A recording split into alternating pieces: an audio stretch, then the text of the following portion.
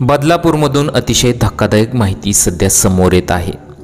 बालिकांच्या लैंगिक शोषणाप्रकरणी दोघींपैकी एकीच्या पालकांनी शाळा प्रशासन आणि पोलिसांवर गंभीर आरोप केलेले आहेत आणि मुख्याध्यापकानं काय म्हटलेलं आहे या व्हिडिओमध्ये ते पहा। चॅनलवरती नवीन असाल तर मराठी न्यूजला जरूर सबस्क्राइब करा।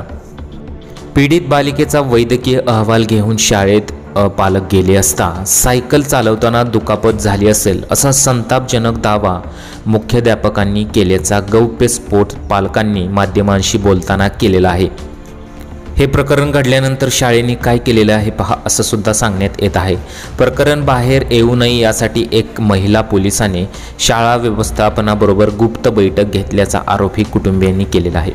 त्यामुळेच केवळ पोलीस ठाणे नव्हे तर रुग्णालयातही दीर्घकाळ प्रतीक्षा करण्यास भाग पडल्याचा पालकांचा आरोप आहे।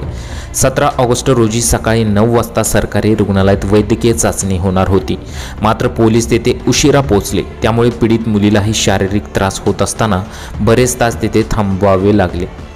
पालकांनाही तासनतास थांबवल्यामुळे मनस्ताप झालेला आहे। या प्रकरणी 2 स्वतंत्र FIR दाखल होणे गरजेचे होते, मात्र तसेच झालेच नाही।